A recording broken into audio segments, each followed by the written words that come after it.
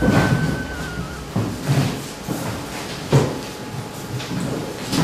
evening. Thank you for coming to our Bengal History Week seminar. Do you mind coming to the front? Do you mind coming here, please? Am I sitting there? So we are balanced. Just a little bit about Brickland Circle and also about the Bengal History Week, and then I will pass to Julian, who's going to take on a very important topic to do with NHS and the role of Bengali emergency doctors. The Brickland Circle, we have been going on informally from the mid-1990s, and from 2007 we decided to set up formal seminars and events and so on. The idea is that the Bangladeshi community, and John has been here active in the council and so on for a long time, so he knows more about the development of the community than even us. But really, if you look at the 70s and 80s and the 90s and so on, we have come a long way. In the 70s, really powerless, racism, bad housing condition, capacity low, and so on. So many people worked hard in different ways to organize. And the community is getting stronger in different ways, and they're making a lot of positive contribution to the society, educationally, they're moving forward and so on. So we thought, and a lot of politicians as well, and we got an MP recently. And a few years ago we thought that what can we do to help speed up the process of the development of the community. Right. And so we set up Brickland Circle to focus on the intellectual development community. Right? And so we try to bring scholars and speakers and students who are doing research in different fields to come within a community setting and engage with different people and share knowledge and debate and discuss with each other. So we've been going on since 2007 in a sort of like formal way. We have a website called bricklandcircle.org, and which lists everything that we've been doing since 2007. The idea of Bengal History Week emerged in 2010. Because 2007 was the 250th anniversary of the Battle of Plassey, and so we thought we should organize activities and conference and so on to try and understand the impact of the Battle of Plassey and why it happened and so on. And from some of the activities, a project emerged, and we got some funding from the Heritage Lottery, and it was called the Battle of the Battle of Plassey Young People's Project, where we recruited some young people who voluntarily researched, and they each one wrote a chapter. And when the project was finishing, one of the participants suggested, why don't we have, because they learned so much from the process, they thought we should have an annual Bengal History Week, where we can get more people to focus on different things and continue the process. And we thought October is probably the best time because we have Black History Month, so we can contribute to the Black History Month, at the same time focus on Bengal. So this is the purpose. Now with Julian today, he will speak for maybe half an hour or 40 minutes, and we can have a good discussion. All yours. Okay, thanks very much for that introduction, and thanks for the invitation to be here today. I just finished my PhD looking at South Asian doctors and development of general practice in the first 35 years of the NHS between 1948 and 1983. And this is really a particular aspect of my PhD, in focusing more specifically on the Bengali doctors that I interviewed as part of that project, who actually formed a fairly substantial percentage of my sample. And I'm going to talk about three aspects of the experiences of these doctors, which are interlinked. That is the legacy of empire and how that affected them as individuals, and particularly as medical students, and then as doctors, and how it shaped their careers. How that in turn was a key element of the staffing of the NHS, and particularly NHS hospitals in the early years. And how those doctors who worked in hospitals decided to stay in the UK and moved into general practice were quite a key element in the development of British general practice in those years, which was also undergoing a number of transformations. So again, just before I start, so I'm a member who funded MOVE, because it's important to acknowledge that it's funded by the Medical Research Council and the University of Manchester.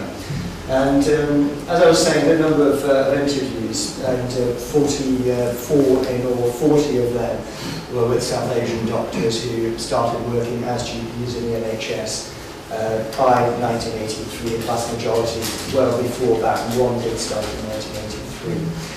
In terms of today's presentation, which is more specifically about the experiences of the Bengali doctors who I interviewed, 6 of my participants were from Bangladesh. Obviously, once you go to the other side of the border, it becomes maybe slightly more problematic to categorise people, and I've taken quite a loose definition of who might be categorised as Bengalis. I've given a few examples there. A doctor who's from contact training, Calcutta, and another doctor, Deepak Ray, who were probably quite prominent GPs, left-wing GP trade unionists, member of the Commission for Racial Equality, William Prasad, who was one of the leading members of the Overseas Doctors Association, a few other doctors who I won't mention specifically where they come from because they wanted to be anonymous, so if I start obviously saying specifically where they're from, that becomes an issue. But generally speaking, I've taken quite a loose definition of Bengal, rather than sort of looking solely at West Bengal.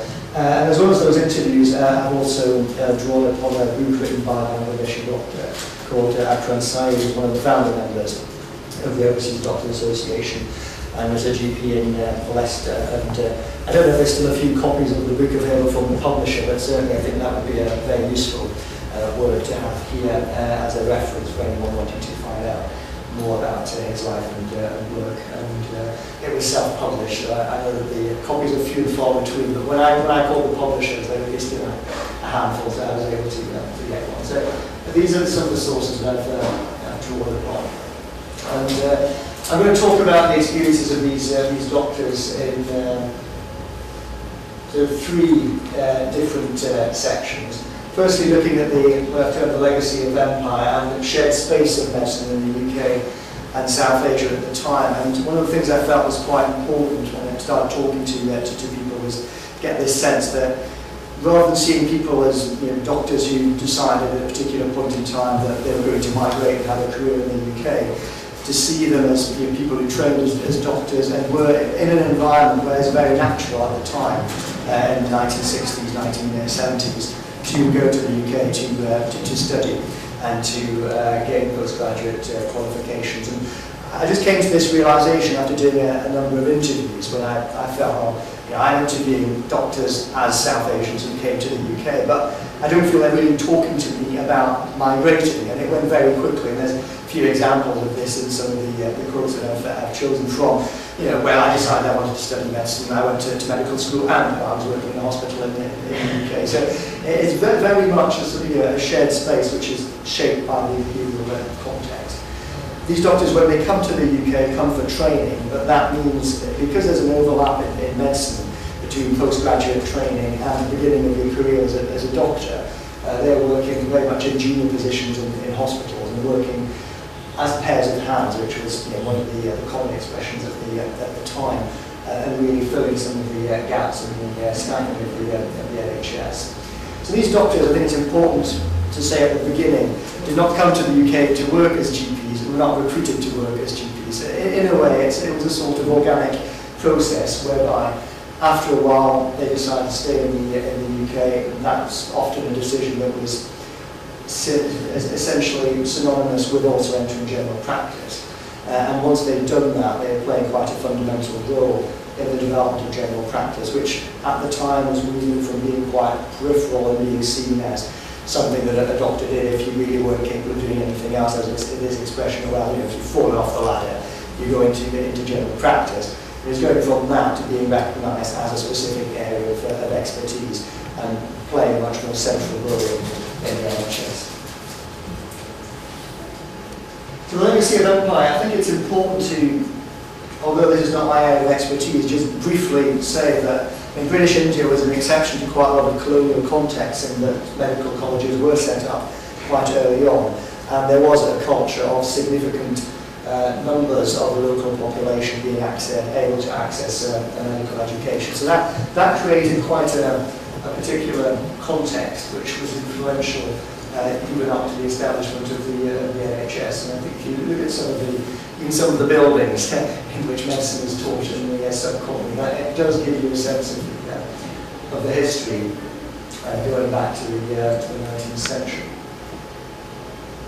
And again, going back to the 19th century, if people want to look into this further, there's Visram and Champollion have written about this movement of medical students and other students in the 19th century. So well-established flows already back then, and that's something that continued post-1947 and independence. So I think it's important to underline it, because it would be perfectly conceivable to think that newly independent countries would want to develop their own postgraduate programs in one sort of rupture with the UK. That didn't really happen. What's been termed medical dependency as it developed in the colonial context really continued post-1947. This is reflected in what Dr Chowdhury, who's a GP in Gloucester, said about his experience of studying medicine in Calcutta, and sort of very much a sort of cross-cultural context, and an environment where, although the tongue of the students might be Bengali, the teachers might be Bengali, the teaching was very much with the sort of manuals that would be used in the UK at the time, and the teachers had trained in the UK and come back and were very much working along very similar lines. So essentially a lot of the education was directed towards a UK model and directed towards what the needs of a UK population might be, rather than being adapted, even post-independence, to local needs. So it was creating a type of medical student that looked still towards the UK. Another thing that's important to bear in mind is that if you were a medical student in the 1960s, 1970s, even earlier, and you wanted to succeed, it was very helpful to have a degree from the UK. These were things that you could really essentially turn into money if you came to the UK and then went back, be able to say that you're a member of the Royal College of Physicians, fellow of the Royal College of Surgeons, etc. This is spoken of in quite strong terms by some of my interviewees. Basically, if you wanted to be anyone, you wanted that degree from England.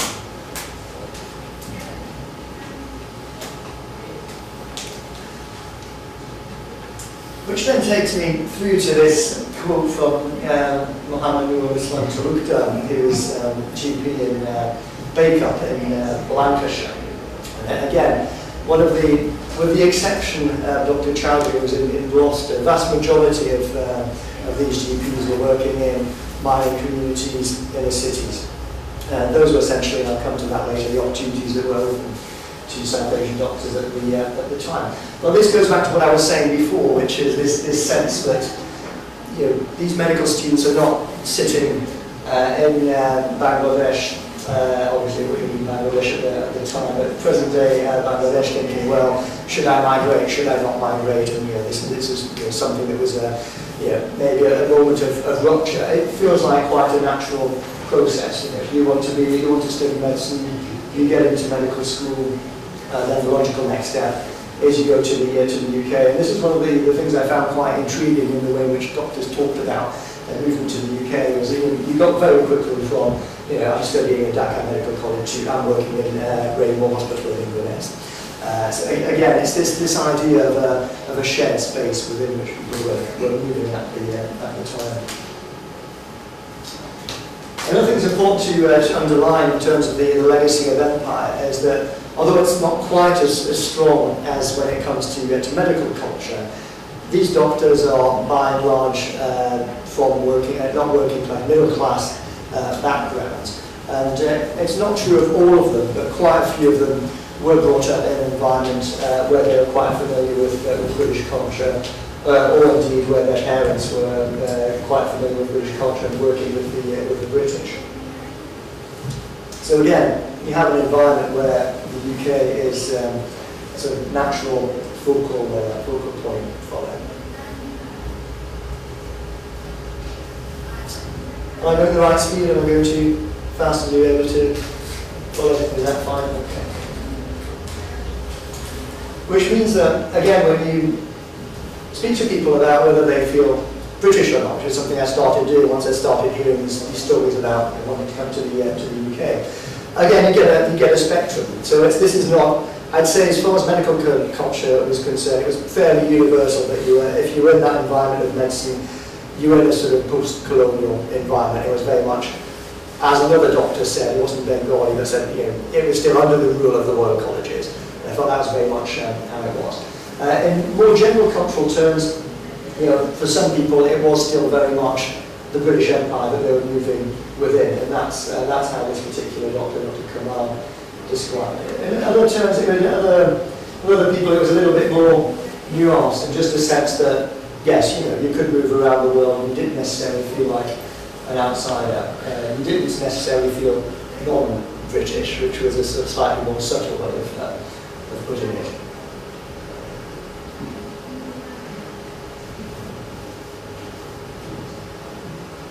Again, I would emphasise that's not a universal point of view, but I did find it interesting in terms of understanding the history of the NHS and how people came to be in the UK. I thought it was worth noting that there was certainly not an absolutely clear rupture post-independence in terms of people identifying with imperial notions of sort of shared citizenship. So this is the pool of doctors who ended up contributing to the NHS. I think that's an aspect of the history of the NHS which is quite important in terms of its staffing. Now the NHS, just to recap that, was established in 1948, and the idea at the time was to provide universal access to healthcare. I think it's worth adding to that from a contemporary perspective that this was about giving access to healthcare to people who wouldn't otherwise be able to afford it. So, we're a very different society now. At the time, this was about not simply providing free healthcare, which is obviously a benefit to most people. It was giving people access to healthcare who otherwise wouldn't have had access to it. So it's not simply a choice between paying for it and not paying for it. I think it's a choice between accessing it and not accessing it. And if you look at the populations who've been served historically by migrant doctors and other migrant workers, they do tend to be the populations who otherwise would not be able to access care. So you'll find GPs working in inner cities, migrant communities. You find a lot of other Asian doctors who ended up working as psychiatrists and in geriatrics. If you go back to the NHS, after it was established, it was expanding, it was in need of labour. It's also important to emphasise it's not just about staff shortages and Bengali doctors and other Asian doctors and other migrant doctors coming in to help meet those staff shortages. It's also a question of the fact that quite a few UK doctors were leaving the country at the time. So in other words, it's not just about shortages, it's about who is willing to do these particular types of work, which I would argue are quite central to what the NHS is about. Just where were the UK doctors going? Essentially because the work that was available wasn't work that they wanted to do. So they didn't particularly want to go and work Where were they going? Which country? Oh, where? Well, they would principally, again, within the former British Empire. So they'd go to the US, to Canada, Australia, New Zealand, South Africa.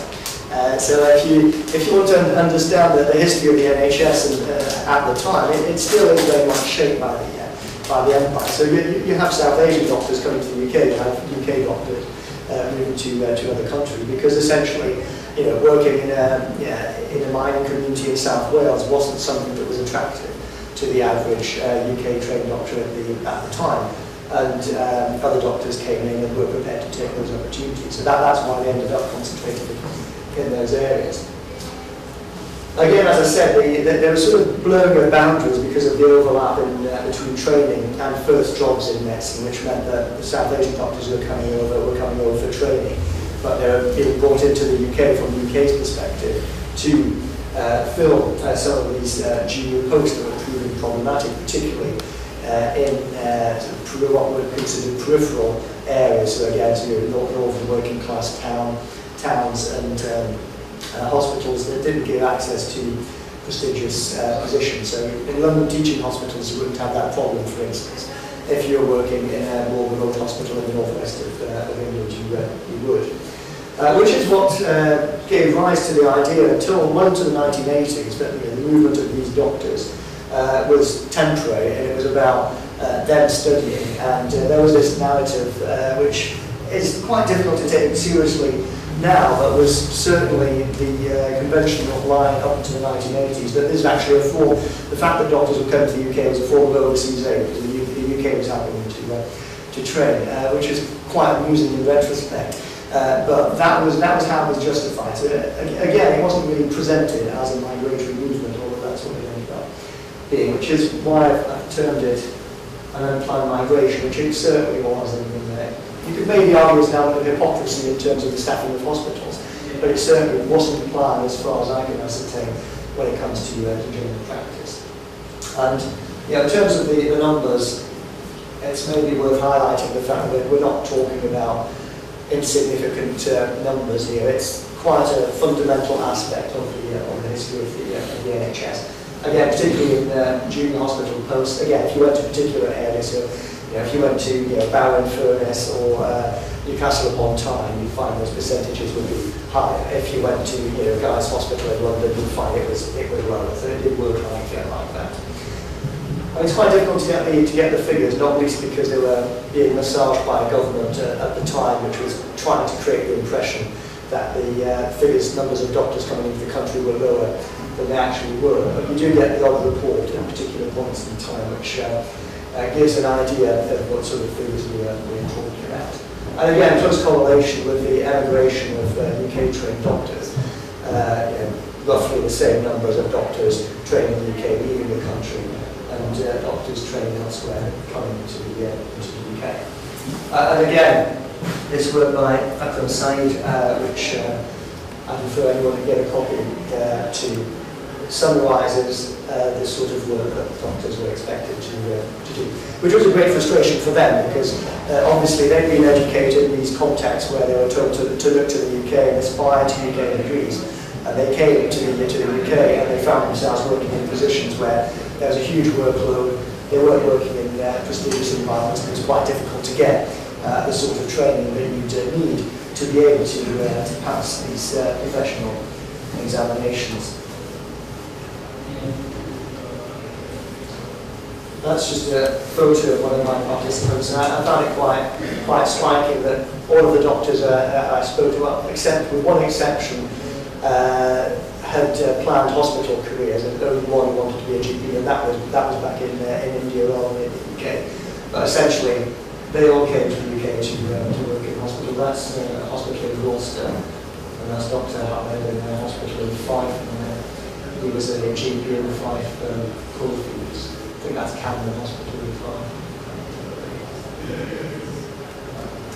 So having come to the UK in this post-imperial environment and found themselves working in hospitals, they then ended up moving into general practice.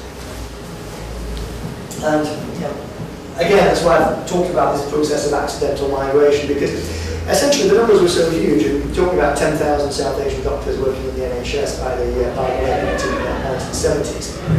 Such a churn that there's a natural process whereby if you're trained to be a doctor and doing various jobs and you stay in the UK for 3 years, 4 years, 5 years, people start settling down, forging ties, they acquire a local partner, or their kids are growing up and they're doing well at school, they don't want to uproot them. So they decide to settle down, and they end up being directed towards particular roles in general practice, because the opportunities are limited in hospitals and the opportunities are limited in general practice.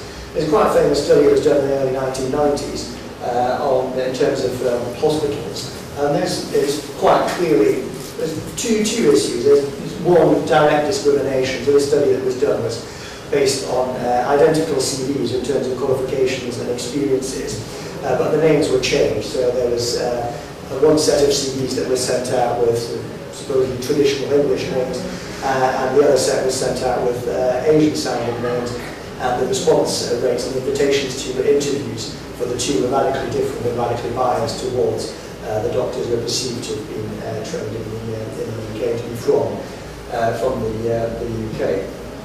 There's a story around that and talk about which age different names if anyone's interested. But that was something that was a study that really, a lot of my participants mentioned it to me, because I think it crystallised for them something they'd experienced, but that was actually had been empirically measured, and I think it was quite significant to them. And once these doctors ended up working in these particular areas of general practice, they were quite instrumental in shaping the emergence of the new general practice, which, again, as I said, once went from being this sort of peripheral thing, which, you went into general practice, you couldn't do anything else, and you weren't expected to do very much, and very much reactive, and maybe give someone a sick note, or maybe refer them to a hospital if if it's something that goes beyond anything that's very, very basic, to this idea of general practice as a medical specialty in the Royal College of General Practitioners, which became a Royal College in 1972, was set up as a college in 1952. This whole idea of primary care taking on an important role within the NHS. Again, this is sort of part of the funding issues of the NHS, and being able to keep a system like the NHS going as a reflection around taking these ideas, which were from the global south, of primary care, and sort of devising methods of care that were cheaper than those that could be done in hospitals, and trying to do them in primary care settings. And that was an idea that was taken up in the UK context in general practice. New general practice very much embraces the idea of primary care as well. Professionalisation of general practice, and doctors seeing themselves as more interventionists than as competent practitioners. Now, to give an idea sort of about discrimination in the hospitals briefly, to give an idea of what was going on in general practice at the time, when people ask me about this and say, well, you're really sure there was racism at the time? Actually, it's sort of spelled out if you look at the medical journals. It's a pretty clear invitation to not bother applying if you're not a British graduate. It's interesting in certain types of jobs that tend to contain this request for a graduate of a British university. So it's sort of very much the ideal lifestyle of the doctor. So it's seaside resorts, sporting amenities, etc. Opportunity for a person in coastal towns, room practice of 4, ancillary staff, including a practice nurse. Considerable private practice, which is nice as well, so being able to access that sort of revenue. Occasionally trained British University graduate preferred. So basically, if you wanted to apply for those positions, it was quite clearly blocked in many cases. In other cases, you simply just didn't get to the point where you're going to apply. There's a description that a white British doctor gives of recruitment in his practice, and the memoir was written in 1981, so it's maybe a little bit early, but still probably the sort of period that we're talking about, and where it's very much about established networks and about who knows who. This is essentially someone, Winchester, obviously one of the more desirable areas if you want to become a GP. Someone who obviously has a personal contact with one of the partners in the practice, is trained at London teaching hospitals, plays rugby, has gone to the right public school, and joins the practice. So it doesn't even actually get to the point where it's advertised. So those are the areas that white GPs might want to work in. They clearly didn't want to go to certain other areas, and again, this is spelled out in the Chief Medical Officer's report from 1976, which obviously was written after consultation with doctors' representatives, who made it quite clear that working in a city area was not something that was particularly attractive to British graduates at the time. And indeed, the evidence is they were leaving the country rather than take up these positions. And, to be fair to them, it was quite a hard life, because if you worked in a city area and you weren't able to access deputising services, you're basically on call 24 hours a day in areas of very high need. So, Dr Julian, who I quote elsewhere, and I didn't use this particular quote, but I asked him to describe to me a typical day when he was working in the 1960s and 70s, and it was just quite striking that it basically didn't stop at one day, it started going into the next, and basically it was sort of constantly trying to grab sleep when it's possible to grab sleep and going back out, going to the practice, coming home, getting some tea and sleep for a few hours, going out before coming back. But that was the situation at the time. So, actually, as a little transition, I hadn't planned that transition, but that is Dr. Julian talking about entering general practice. He had a tied in the decision to come to the UK and what opportunities were available. He wrote to a number of practices and got this letter back from this Jewish doctor who was working in the Welsh Valleys. Clearly, the huge recruitment difficulties in these areas, even without interview. So you go from not being able to get an interview to being offered the position without having to do an interview, which I thought was quite a striking indication of how things worked at the time. And this is how we end up with the concentrations that were observed in the early 1990s of South Asian doctors in different areas of the UK. And it ranges from over 50%, so half of GPs working in a particular area who are trained in the subcontinent, to less than 1%, depending on where you happen to be. And clearly, we're talking about higher percentages being in inner city areas, working class towns, and on the other hand, if you look at more desirable rural areas, the percentages trying to exclude the rural.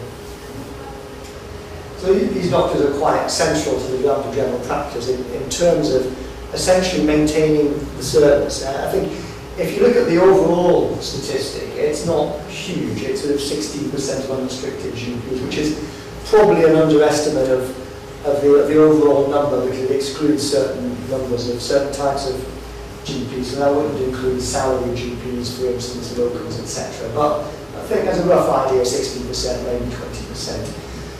You could essentially argue that the system might have continued functioning without 20% of GPs, although that probably would be difficult. When you start taking out 50% of GPs in a city area, I think then you get a sense of the fact that the system actually would not work without these doctors who took on these roles in particular types of general practice. I think it's also worth noting that there's two aspects of, in terms of this extract from interview why I find it interesting. One, I think it's important not to take for granted the fact that doctors were able to establish themselves in these communities. So I felt it was quite striking that you had huge numbers, huge concentrations of South Asian doctors, say in a place like South Wales, very strong mining communities. But they were accepted. You could, I think, again, if you're looking at this from a historical perspective, it's important not to take these things for granted. And you could well imagine that there would be a reaction from the local population who would say, we're not happy with this, why aren't British universities capable of training doctors and sending them here? But actually, there's not a huge amount of conflict that's reported. Now, I have an issue with this in terms of, well, maybe it's just something that people are comfortable talking about. Maybe it's something that people have internalised as being normal, and maybe also it's the fact that I'm by definition interviewing people who are now retired, who've got successful careers, and therefore I'm not speaking to the people who maybe started practice, it didn't go well, and they left the country. But I do think that I do get a sense that there was some sort of objective alliance between patients who needed access to a doctor and doctors who needed a career, and that seemed to work. And the other aspect of this which is interesting is this idea of friend, philosopher and guide is not just about the relationship that this particular doctor built with this community, but it's very much about the idea of general practice that was developing at the time, and this biopsychosocial model of general practice and this sort of personal relationship that a general practitioner might be able to build with their patients, as opposed, they would say, to hospital practitioner, which is much more sort of mechanistic, biomedical, and right, what have you got, I'm going to treat that and then send you on your way. So this is very much a sort of phrase that recurs elsewhere in terms of how doctors talk about, GPs talk about their relationships with their patients, and what's special about the relationship between a GP and their patient as opposed to a hospital practitioner.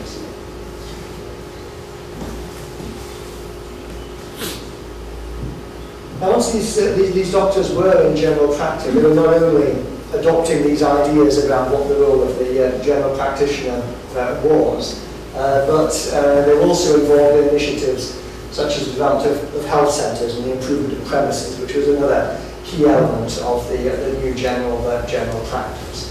So this is Deepak Ray. Again, if you see the image that was used in the programme, he's the person speaking at the TUC conference, and he was a very much quite prominent political figure, not just in medical politics, but also quite prominent contacts at the highest level.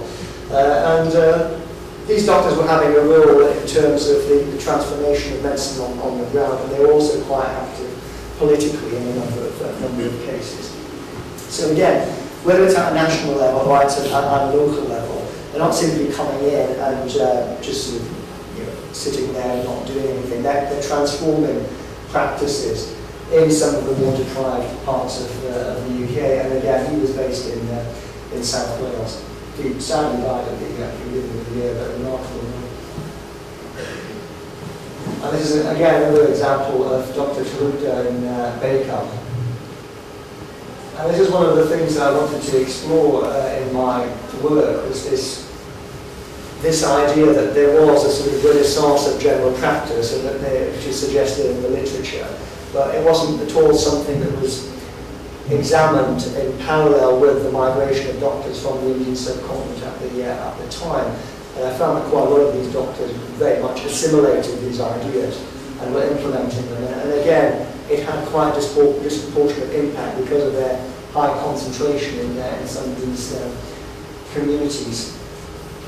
So if you're talking about the development of new models of general practice and new conceptions of the roles of doctors, and talk about the improvement of practice premises, it's very much these doctors are involved in developing this agenda locally.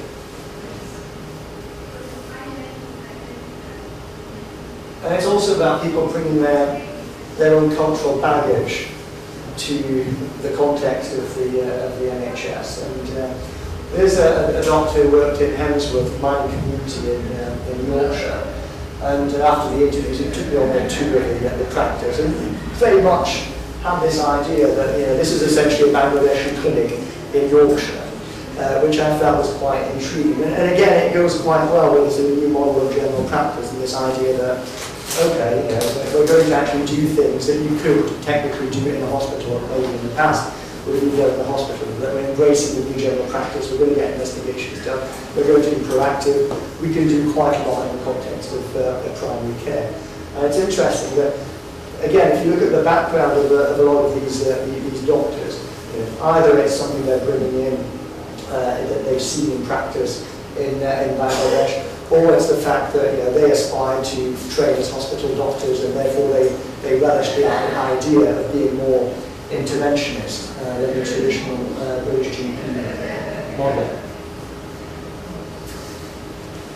So that's an anonymous participant who talks about his ambition to work as a surgeon, and that therefore when we have this idea of minor surgery in general practice and performing operations in general practice that may be traditionally be seen as reserved in hospitals, that was something we very much embraced, and actually got the impression that if you'd been given the opportunity to do major surgery in general practice, you would have embraced that as well. And I found that was quite a natural. It's not true of everybody, clearly. There's variation within the experiences of different doctors, and I've come to that.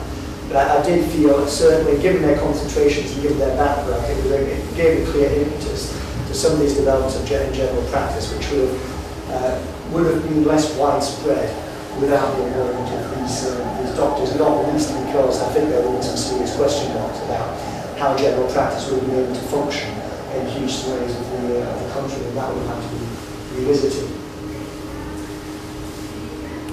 Fortunately, that's a little bit too small to see, but again, this idea of the hospital doctor and general practice and the interventionist doctor. This is after the interviews, asked people to frame a portrait of them that would say something about who they were, either as individuals, culturally, as doctors. And Dr Chowdhury, the GP in Gloucester, chose to stand in front of this mock certificate that was given to him when he retired as a hospital doctor, and it says you survived a 25-year sentence as a hospital practitioner. practitioner, which I thought was quite a striking thing for a GP to do, to essentially, in a study of GPs, to say, well, I'm presenting myself as a hospital practitioner.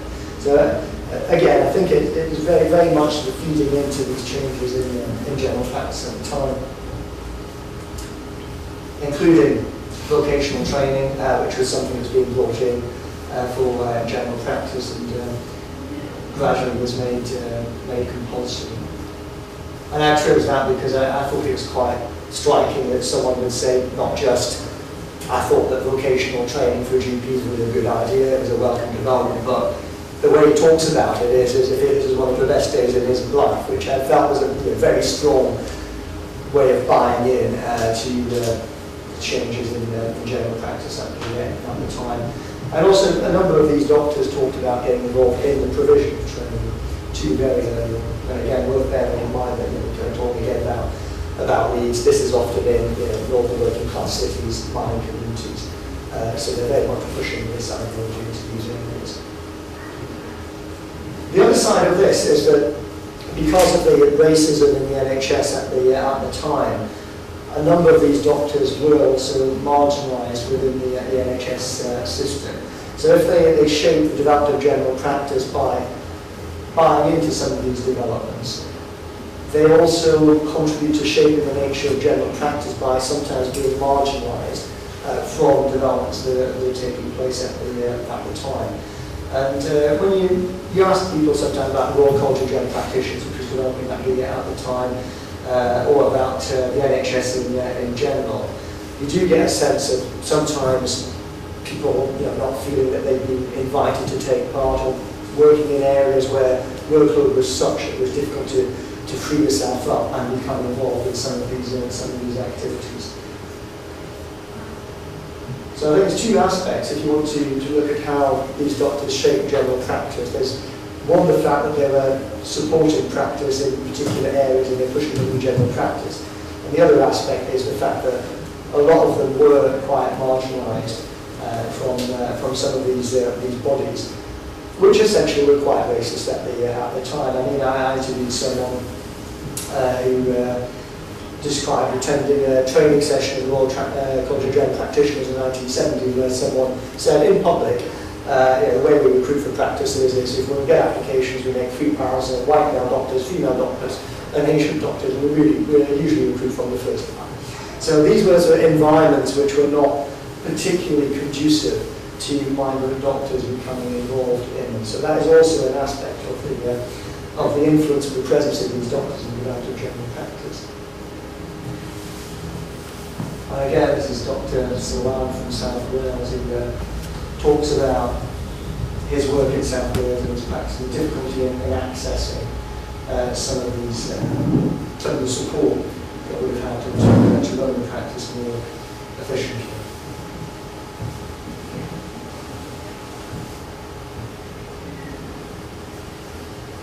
So again, I think it's hard to be seen as a spectrum, really, in terms of people who are at the forefront of some of these changes in particular areas, but also some people who stayed on the margin because of the nature of the NHS system and the system within general practice at the time.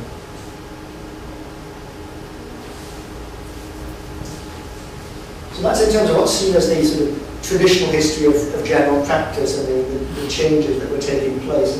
But I also found that very quickly I was going to have to go beyond the sort of traditional history of general practice and this idea of developing health centres and primary care and the new identity of the general practitioner, simply because people were talking to me about a lot of things that were important to them in their professional, personal lives and the work they were doing that simply wasn't reflected in existing histories.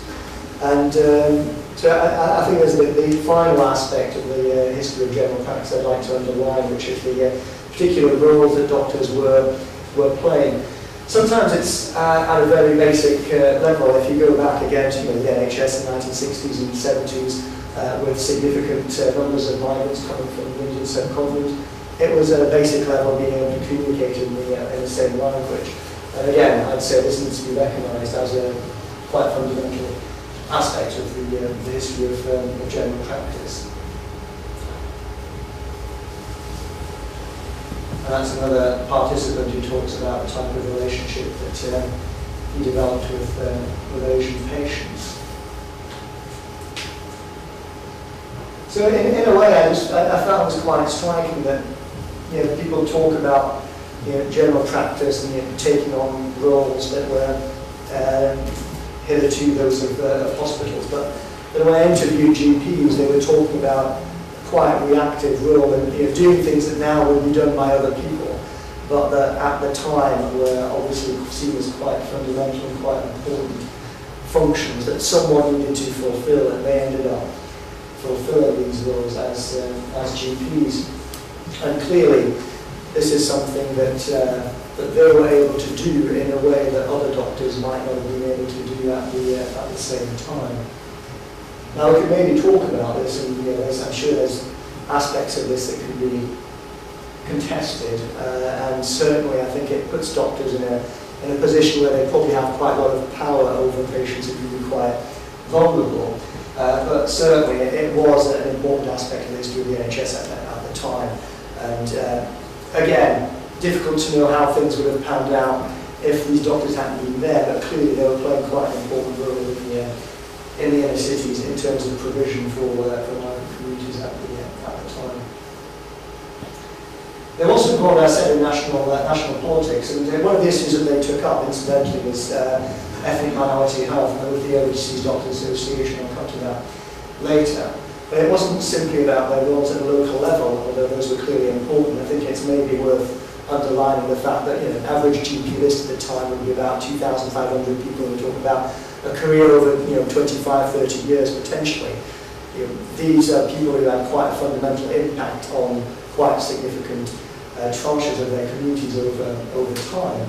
But they also got involved in medical, in terms of a number of them, in medical politics at a national level. As Deepak Ray was talking before about hobnobbing with Barbara Castle, who was the Minister of Health at the time.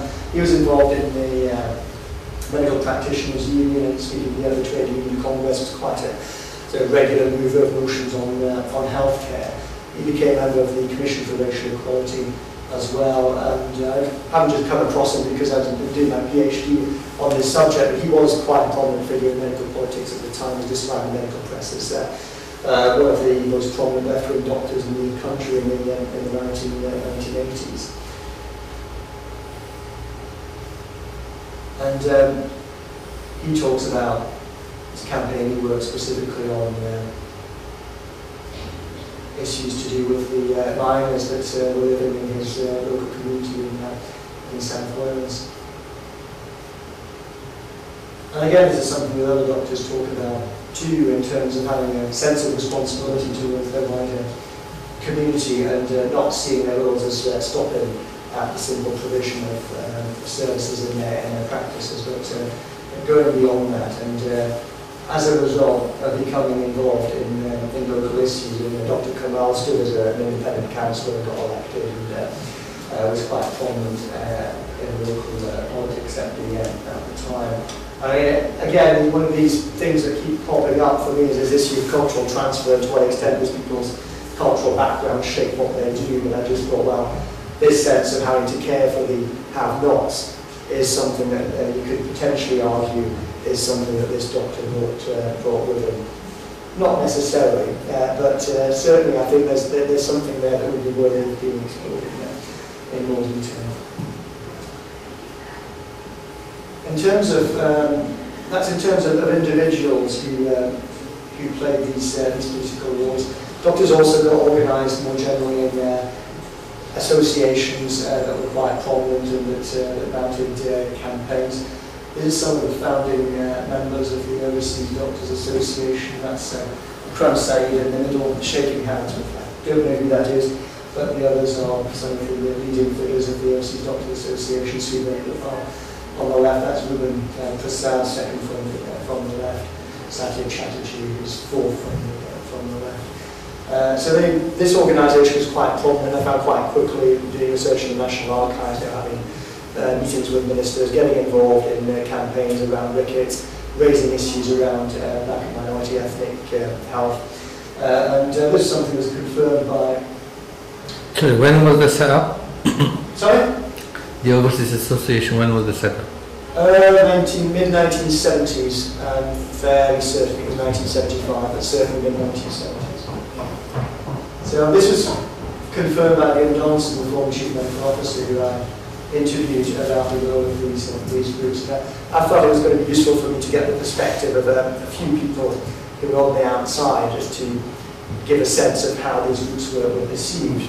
And it was certainly interesting that he did perceive them as fairly influential, and also going back to this idea of imperial culture as fairly well able to really replicate some of the modes of functioning of the British establishment and co-opt people and get people to adopt their agenda. So there's this idea that, you know, I think the first meeting of the Overseas Doctors Association, the first general meeting, was in a Hilton Hotel in London, and you know, it's sort of, you know, dinners and, you know, prominent speakers and the like, and it was quite clear that they were very good at pressing the right buttons in terms of getting the British establishment to take notice of what they had to say. And just going back a bit, yeah, this is another participant who explained to me essentially the role of the Overseas Doctors Association, and not just its political role, but also its social role that it played for a number of doctors. And also in terms of information exchange. So again, I'd argue this is something that needs to be recognised as part of the history of general practice. These doctors set up their own independent networks which provided a social function, but that also provided an opportunity to exchange information and to engage in professional training. The association, does it still exist now? Or? Sorry? Does they exist now? ODA has now become the British International Doctors Association. That's the successor organisation. It's not technically the ODA. But there's been a tendency for organisations to fragment and to become much more representative of individual nationalities. And also, actually, one of the phenomena which I came across was this really strong culture of groups organised around medical schools. So you'll find, especially the generation of doctors that I interviewed, have maybe become less involved in some of the more political national networks, but they still go to the meetings of their own medical colleges. And these have been going for a number of years as well, certainly from the 1970s, possibly before that. But certainly, you get to the 1970s, you get critical mass, and you get so many people are working in the country that these groups start becoming quite important focal points. And again, it's largely social. This is more social than organisations like the ODA. But also, it's quite important, I think, for doctors to have this networking function to find out, you know, where jobs are becoming available and where might be a good place to work. How do you resolve a particular problem within your practice? And again, this is all part of the history of general practice and all part of the process whereby these doctors shaped what general practice was at the time. And I think I'll leave it at that and see if there's any questions. Thanks very much. Thank you very much. Please feel free to ask questions. I think for one question, one comment. The first thing was, I just wanted to know why, when you mentioned that, for example, in 1983, is there a specific reason why it's a significant moment and that's why you chose it? That's my first question. The second is more of a comment. I don't know how much you're aware of Frantz Fanon. Perhaps you are very well known about him, but it was interesting, it came to mind because you mentioned about how they came into discrimination and so on, that there was glass ceiling, and I was just thinking about him and coming over to France and then facing what he faced and then joining, as a Algeria or Tunisia as a doctor. So yeah, it was just a comment. I was just thinking of some of those things. Yeah, I thought, well, yeah, Fanon was very relevant. I actually had a slide with a quote from Fanon. I used it in the previous presentation. People just looked confused, so I thought I'd better take it out this time. But he was talking about, he's very much the idea of people who've been colonised learn to think by making reference to the culture of the coloniser. And I felt that was very much a description of how a lot of these doctors functioned. And they basically saw their destiny as going to the UK and getting the best possible qualifications to get in the UK. And that was continuing to the 50s, 60s, 1970s. And I think that is very much still a colonial mindset that continues well into the NHS years. But otherwise, in terms of the discrimination that people face, I think it's quite universal. I mean, again, I was talking about UK doctors who went to work overseas, and you find them in places like Canada, and they're often working in the more remote areas, and industrial towns and parts of Canada that Canadian doctors don't want to work in. I think it is quite a fundamental problem of certainly westernised medical systems, which is essentially train people who don't particularly want to work in certain areas and don't want to work with certain categories of patients. So they don't want to go and work in a remote, isolated rural area. They don't want to work with the elderly, the infirm, the mentally ill. You probably want to be in a prestigious post as a surgeon in a teaching hospital in the capital city. So you end up with people moving around the world and then ending up in systems where, because the costs are very much, to a certain extent, there's an element of racism, but also there's an element of who knows who and networking and jobs that get allocated in that way, as that show, without necessarily even being advertised. So people end up being directly into particular roles, and I think it's quite. I have gradually become aware of the fact that this is a universal phenomenon, and it's invariably, you look at any part of the, as I said, westernised system, certainly. So if you look at the Aboriginal healthcare system in Australia, it's hugely dependent on migrant doctors. So it begs the question as to how come we're not capable of training people who want to do this sort of work, which is quite a strange thing. In terms of 1983, that was just more of a pragmatic thing, and I was sort of buoyed into it by my participants as well, because initially I started in 2008. And I felt I want to do all history interviews, but I also want to try and measure the sort of impact. I don't want to just go and speak to people about their experiences and what they made of it. I want to try and relate this to the development of the NHS. And I felt to do that, I had to get access to archival material. And obviously it's much easier to do that if 30 years have elapsed more documents become available, although you can get access to material now through the Freedom of Information Act. Government documents traditionally become available over 30 years. Also, a lot of other organisations like the British Medical Association is a bit more relaxed about documents that are 30 years old, as opposed to if you want to know what the minutes of the meetings in 1997 were. So I just decided on the first 30 years initially, and then I started doing interviews with people, and because I realised that I thought I'd find people who came to the UK in 1968 or 1972 and became GPs relatively quickly. And I was finding actually that they spent 5, 6, 10, 12, 14 years in hospitals. So actually they came to the UK in 1967, but then maybe became a GP in 1978. So if I stopped in 1978, they were sort of getting quite frustrated and saying, I don't really have anything to tell you. I was just getting going, I was getting my feet under the table. Now, if we want to talk about the early 80s, then I have something to say to you. So I just felt, well, I need to be open to that. And I just shifted it a little bit further backwards. And also, a part of the background to this was the fact that, although I've described it very much a post-colonial environment and imperial space, that starts to change in the 1970s. So, although you get changes in the general immigration system in the 1960s, it doesn't really affect doctors to any great extent. But if you start getting into the 1970s, then you start getting the end of recognition of degrees from Pakistan, India, Sri Lanka. And it becomes a lot harder for people to enter the UK, and specifically to enter general practice.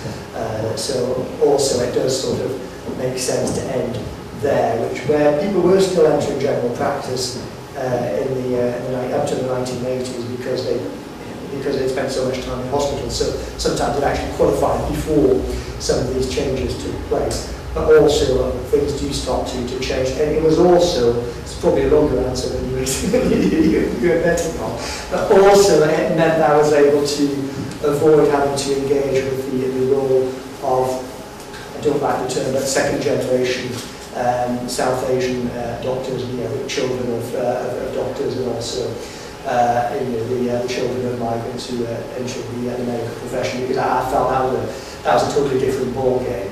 And I felt that's something that probably merited a separate study. I mean, if you want to get a sense of this, you can go on the General Medical Council's website, and you can now search for the name of any doctor, practicing in the UK. So obviously the idea of that is supposed to be that if you have concerns over a particular doctor, you can check their name to be registered, but you can actually have some fun with this by getting a sense of how many Asian doctors there are in the UK. So if you type in Patel, you type in Smith, you get roughly the same number of doctors registered in the UK. So I just found, that was something I wasn't really going to be able to do justice to within the same study. That's a very long-winded answer, but that's about it. 1983 was also the year that Dr GTS was introduced, wasn't it? In the early 1980s, certainly. I think it was 1983, which meant that up until that point, you didn't need specialist training to be a GP, and that's why you could be a hospital doctor one day and you could be practicing as a GP the next day.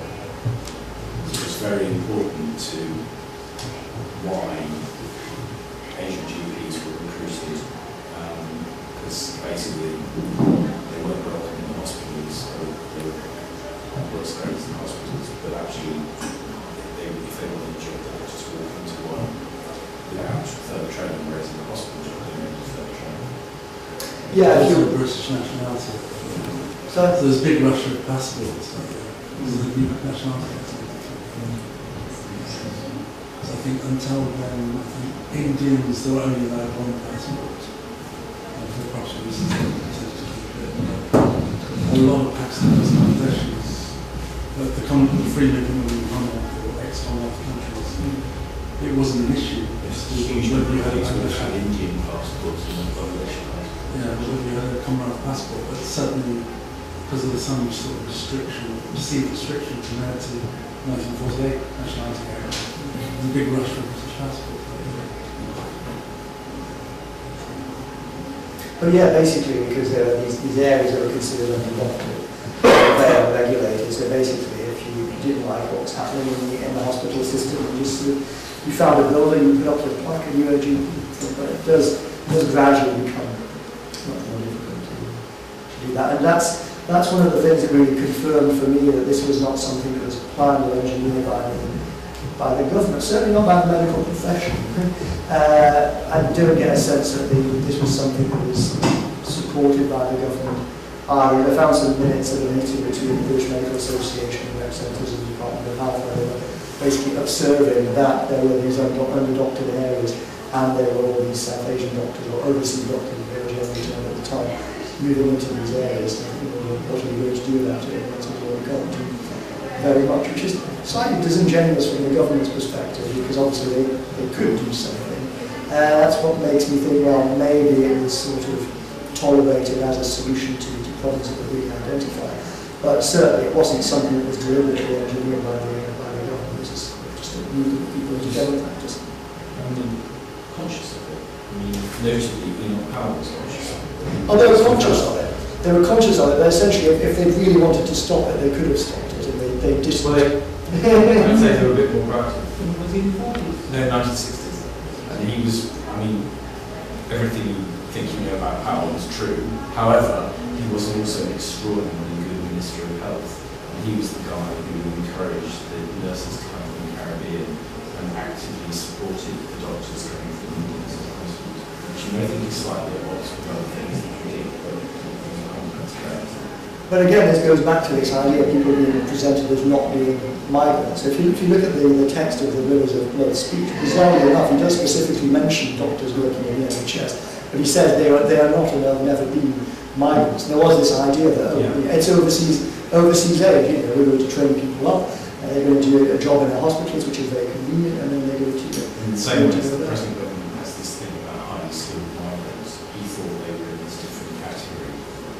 A, they wanted to stay, and B, they were part of the global elite. Which is where general practice is very, very different, because then it becomes about people settling down and making a career in the UK and moving into an area where I don't get a sense that the government and certainly not the medical profession were welcoming them. I felt that was very much their decision, and they saw it's an entrepreneurial act in many cases, essentially moving into general practice at the time. The immigrations for British trained doctors, has that changed since the 70s? Or the rate of the brain drain, if you like, from this I'm not sure. I'm not It's sure. still just Are you about familiar money. with these figures? I think people go into research jobs or they go for higher education. I need to ask you where you got those figures from, 500 from, because I've never seen those. That's Oscar Gish. Oscar Gish's work in the 60s, 70s. Very interesting, because I think it's been two-way traffic for a couple of centuries. Some of the doctors who went abroad were people who, from the UK, were doctors whose careers here have been blocked for various reasons. So, for example, there was an immigration of Jewish doctors who trained in the UK, who went to various places. There were people emigrated from Scotland to England, and from Scotland to other countries, which was the whole thing about the relationship between Scotland and England.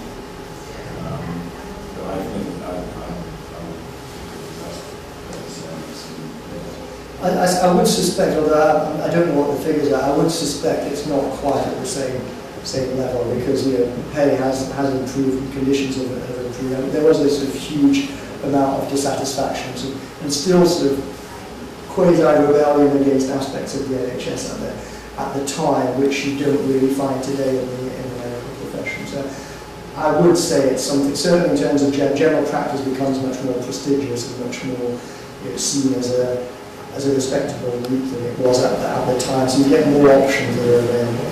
So I wouldn't think it would be comparable, but again, I stopped in the early 80s, so I have some idea of what happens further down the line. I'm a member of my family that doesn't work in the NHS. I don't really know the medical politics of it, but obviously doctors' unions have become pro-NHS in a way they weren't. Yeah.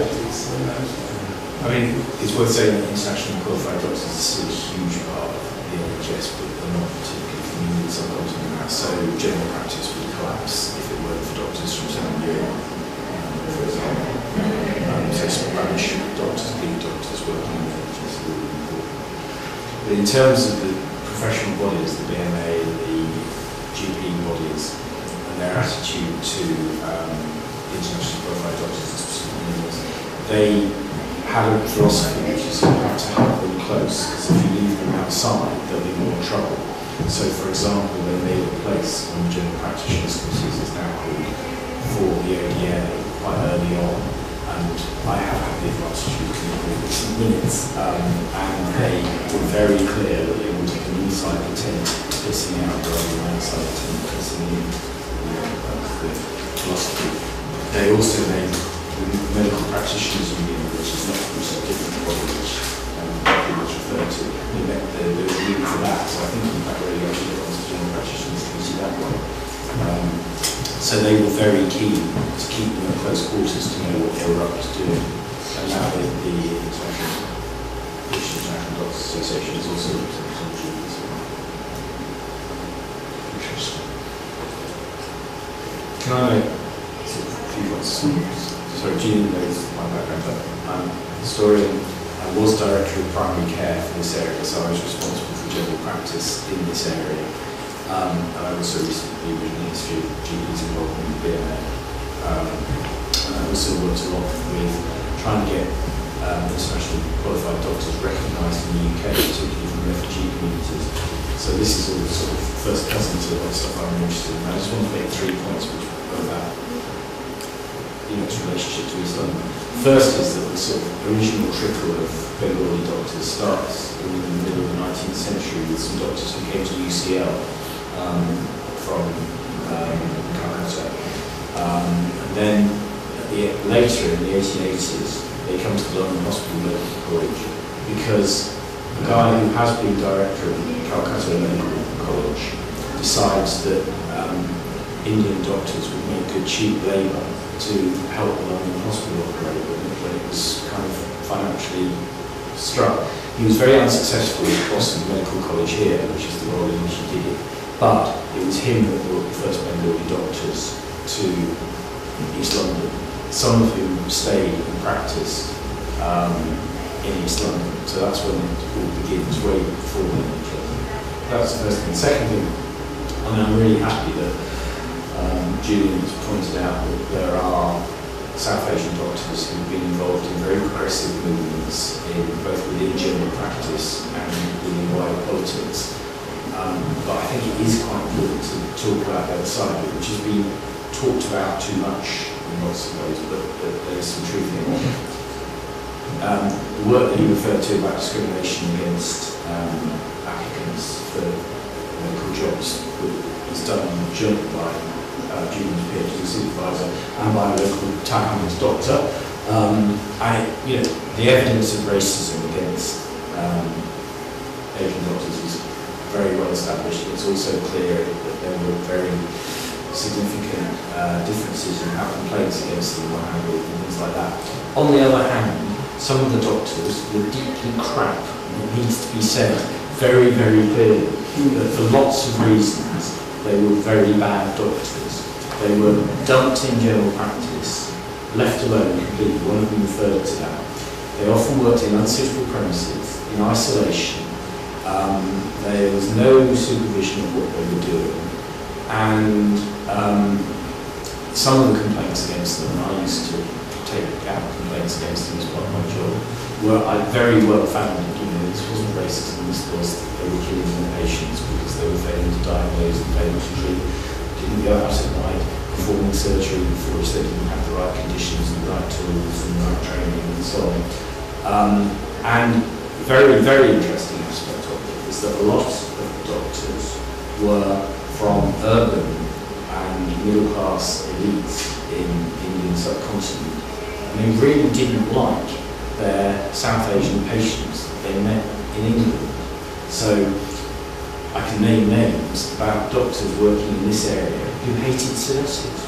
I mean, you can read Dr. Dutt's guide to working with Bengali patients, and he said all sorts of things about these ignorant peasants from Sylhet.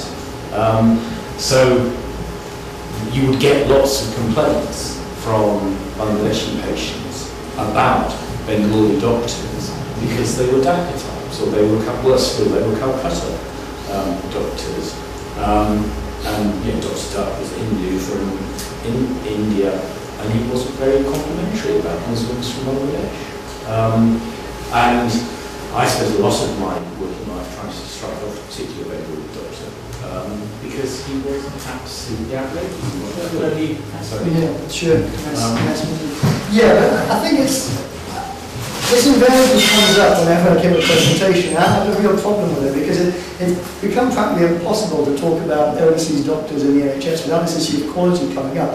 And I've always felt it's something of a red herring because I don't think you can really talk about quality in a way that's distinct from the environment in which people are working. And given that we've ascertained that they're working in an environment where they're given the least desirable jobs, they're not supported, and the system is racist, and you try and go to the Royal College and you're basically turning up and no one's speaking to you, and people are explaining to you, well, actually we're not really interested in working with Asians. I think it's then very, very difficult to have a conversation about how there's a specific issue to do with quality to do with South Asian doctors or migrant doctors. And I think the other issue I have with this is that, if you take Shipman, for instance, I'm persuaded that if Shipman had been an Asian doctor, we'd have had a conversation about how this is about regulation of foreign doctors and about the fact that you need to be more strict and the GMC needs to be given more powers, etc., etc. I think in any group of doctors you'll find people who are useless doctors, people who hate their patients, and any group of professionals you find that. And I think I think it is quite dangerous to say that it's something specific in some way to Bengali doctors, Asian doctors. I think there may be specific dimensions to that which you describe. But I think that's about the regulation of the medical profession, essentially, for me. It's about why are we employing people, why are we allowing these behaviours to take place, irrespective of where people are trained, where they're from. And there's a lot of people a lot of doctors from all sorts of communities who behave in a very problematic way. I think the neglect of those doctors and the abuse of those doctors is really enough. But I don't think you can get away from the fact that in terms of their patients' experience, they were providing an appalling service. And well, I think we need a study of the patient. And entirely, that's one of the things that I've done. And it is worth looking at the complaints, because some of them, you may argue that I would argue that the South Asian doctors were more harshly dealt with. But actually, some of the cases of failure to see, a failure to treat, demanding money off patients, and what was particularly significant was that patients who had very little choice about which doctor they saw, either because there were no other doctors in the area or they were these weekly doctors in the area, were getting the worst services. And that's the thing you can't lose sight of. You can't only see it from the perspective of were these doctors being treated fairly. We also need to say, were the patients getting an adequate service? And unfortunately, in some cases, they definitely were. Yeah, I think we need to be careful about maybe, okay, you mentioned some things that were said by certain doctors. It's also about, whether, would you say that no white doctor held that opinion, or would it be simply a question of maybe white doctors being more aware of the fact that if they hold those opinions, it might not be a good idea to express them in a public forum or in a place where, I'd be very surprised if there was... White doctors, stereotypes and Bengali patients were pretty... but the family question was really good. This was internalised oppression. They were contemptuous peasants. I don't think the white doctors had that sophistication of... Well, no, but they might have been contemptuous on the grounds of race, and they may well have had quite entrenched class attitudes as well. So, but I think it's important. I think these are very important issues, but I think it's important not to raise them in isolation with relation to migrant practitioners. I think that this is a big debate that needs to be opened up for the whole of that. Because I'm so tired of listening to British doctors talking about the lack of cultural perception of migrant doctors, and the fact that they have a very doctor-centered approach and so on, and they don't know the culture of the country. Well, I'm sorry, but you take the average British graduate from medical school and you send them on the state in Gateshead. I'm not sure what their sort of cultural perception of the local population is going to be and how they're going to communicate either. I think there's fundamental cultural issues which are much more. If we are talking about training culturally capable doctors, we clearly have to address everybody. But the idea that simply because you come from the Indian subcontinent, that gives you cultural sensitivity and capability, and is wrong. No, clearly it doesn't. But I think in some cases it provided a very basic level of communication with the system that would not have been there. In some cases, I think there were people who embraced that role. In some cases, yes, you give people quite a lot of power. If you give doctors quite a lot of power and they're not supervising them or looking at that, you get problems. And I feel very strongly that is a universal thing. Well, and it's about not letting doctors off the hook generally. I'm not about letting white doctors off the hook at all, but I think that this was... Thank you very much. Okay, cheers, nice to meet you. I was trying to get doctors to agree to go into group practices, to move out of terrace houses, etc. And the resistance from doctors with very large lists, providing very inadequate service, walk in, queue until the end of the morning, you might get seen. Split between those that made excessive night visits and those that made no night visits. Yeah, but ultimately, who's running the National Health Service? If there's stuff like this going on, so the people who are running the NHS, I think there's a problem with sort of blaming migrant practitioners for stuff that goes on in the NHS, as if this is a free-for-all. Anyone can turn out and start doing anything in the UK. Ultimately, they're people responsible for. This is exactly what's happening with the whole out-of-hours thing, which is we start talking about why an overseas trained doctor is doing X, Y, Z. Well, who's employing people? Who's running the system? Who's responsible? It's one of the mechanisms of accountability. And, I think it enables people to get away from addressing issues that are much more fundamental. Until very recently, the majority of GPs were independent contractors. That's not the case. But in that context, they could get away with it because there was no deregulator. I know. I was trying. But I think GP bodies were defending the indefensible by saying they're independent contractors, they can do what they like. But at the end of the day, the patients were getting the initials and did. And I do think that perspective, this is the doctor's perspective on what they were doing. And clearly found some who were embracing the new thing. It was great. The guy said, it's the best day of my life when they introduced compulsory PTA. I agree, it's a really important day. But there were an awful lot of people who resisted any continuing. Well, that goes for the whole of the profession. I mean, even to run to the 1980s, something like a third of GPs were members of the Royal College. With all these people. Well, including, the head of the GP committee who's not vocational training. So there's a lot of, I mean, again, there's a sort of myth of, renaissance of general practice, and everyone's doing all this stuff, actually. Quite a lot of people weren't.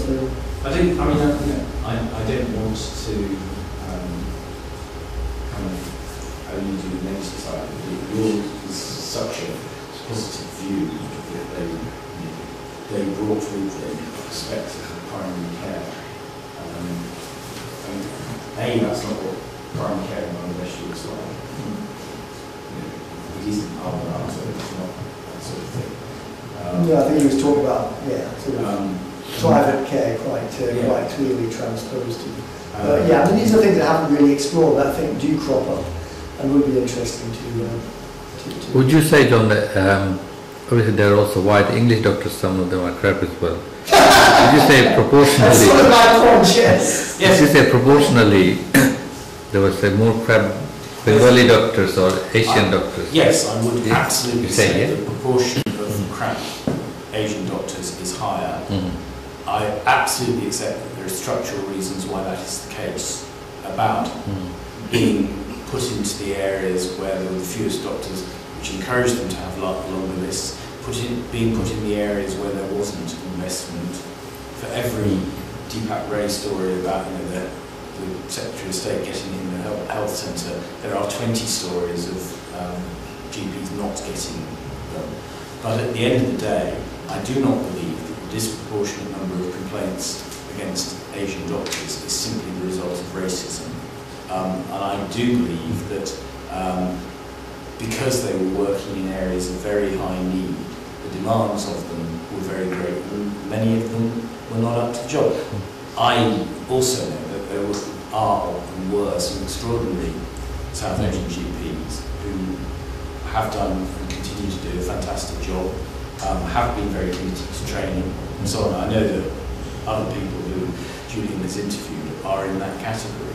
In terms of crap, what I want to explore, understand is it like the medical aspect of their job or administering a surgery, a practice in a city area with all these problems and problem patients and so on? Well, were they like incompetent medically? Both clinically incompetent and administratively incompetent in some cases. The clinical incompetence was about not having been trained for the job that they were doing and then not updating their skills and so on. And some of that was not having the opportunities and some of it was not taking the opportunities. But the failure to diagnose, the failure to treat, the failure to keep adequate records, using unhygienic things which were avoidable. I mean, some of this is not about spending lots of money or lots of time. It's just, knowing the way to take a cervical smear is this way and not that way, and so on. Some of them said pretty openly, we may not be the highest regarded clinical doctors, but by having large lists, we can be affluent, we can make money, and we can at least be rich, we can live in a nice house, we can send our children to private school. But again, I think these are quite widespread aspirations in the medical profession. White doctors send their children to private schools too? But at the end of the day, I think you can't distinguish from the fact people in particular parts of the system, they're a system that's racist, and the issue for... I think it's really important. I think it's impossible to take the... In an area like I think it's eventually leading to it has a sort of global... Personal experience, I had a Jewish GP, I had this old, maybe late 50s white GP, I had a Pakistani GP, I had a Gujarati GP, and because I moved around, right, I also had a Greek-looking GP. Right? From my own personal experience, I've had bad good experience with all of them in different ways, you know. Right. But I have never personally, not in this area, where I've never met or been treated by an incompetent GP. Right? But I've been dissatisfied with some aspects of their, what they've done or what they haven't done, or how they shut me out quickly, you know, from wouldn't give me enough time. You know what I mean? I mean, it'd be really interesting to interview particularly some older politicians and town handlers about their experience of GPs, and some of them will tell you that, you know, I personally had this experience about, you know, going to the GP and the GP smoking a cigar while he diagnosed me. He was an elderly Jewish GP, as it happens, that one. But an awful GPs could smoke before the surgery. Well, GPs still do smoke, but the smoking in surgery was extraordinary.